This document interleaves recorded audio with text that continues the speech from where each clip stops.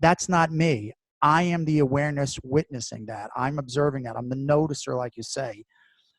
Great stuff. I love that.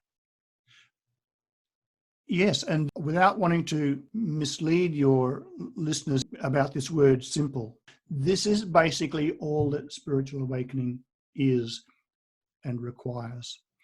It requires noticing that I'm this awake presence and I'm observing such and such a thought coming up or such and such an emotion coming up. I'm not those things. I'm the awake presence. Now, I want to come back to where we were discussing earlier on about when and we're really virtually there anyway as we're talking here about a way to respond to emotions. And I explain in the book, when an emotion arises, this is the first thing to do that's very helpful. Notice that, even say to yourself, even verbalize, I'm the awareness noticing a feeling of anger or frustration or whatever it might be. And this immediately brings this space between who you are and something that you're noticing. You're not the thing that you're noticing, you're the observer of it. And this helps to radically reduce the intensity of the emotion. Then, as I explain in the book, look to see what was the thought that triggered the emotion. Let's go back to the initial thing I said. Somebody who said they'd phone me, and it's an hour after they said they'd phone me, and they still haven't. Now, it's not the experience that the person hasn't phoned me yet that's causing me to feel frustration. What's causing me to feel frustration is that a thought has popped up, and I'm believing this thought, that the fact that they haven't phoned me yet is bad. They said they would, they haven't yet, and that's bad. That's what triggers the annoyance or the frustration or the anger. As somebody I was relating a similar example to once said to me, oh yeah, it's like, say I was cooking dinner and time slipped away and I hadn't even noticed that that person hadn't phoned me when they said they would.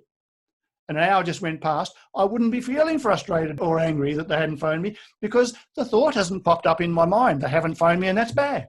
Exactly. Even though the reality, the fact is, yes, it's an hour after they said they'd phone and they haven't. So it's not the fact, it's never what we experience that troubles us. What troubles us is that we have a thought and we believe a thought that what I've experienced shouldn't be that way. It's bad, it's wrong, or it's not good enough, it's insufficient, or I'm not enough, I'm not. Anytime these thoughts about who I am and the world around me pop up and we believe the thought, we suffer. Yeah. So the trigger is then, or the trick is then, this is a large part of what the book is about, to give people this experience of discovery, and also why I encourage people to read the book over and over again, because it'll be like the onion with the layers.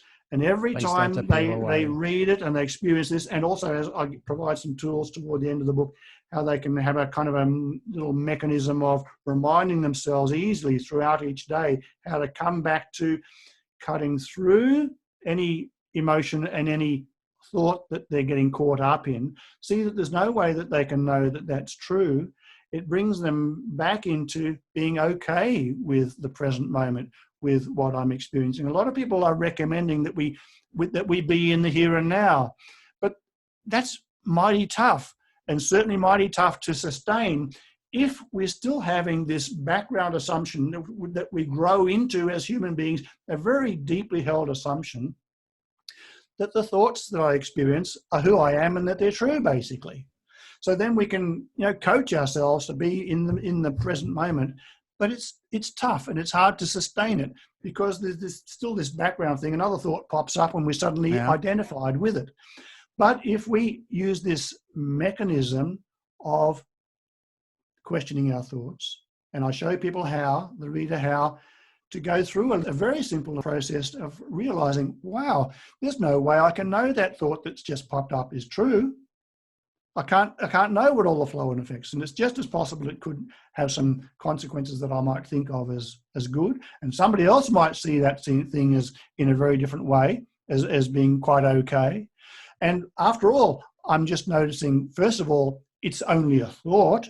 It's not the reality. I can't actually touch, you know, here on my nose is the fact that it's bad that no, it's not physical anywhere. And also that thought just popping up, I'm the awareness that's noticing the thought. So on all these various ways, we discover, wow, the thought just loses its hold over us. It's seen to be what it is, nothing. Wow. Imagination only. What is left when the emotion and the thought are seen to be nothing? We're awake. We're awake. That's spiritual awakening. In a few moments, not 500 lifetimes, not 5 decades. Spiritual awakening is not something like flicking a switch. But in this book, I've given an explanation that I invite people to say, does this ring true for you? And then a whole lot of experiences to help people to have this experience. Wow, back to who I am. Wow, back to who I am.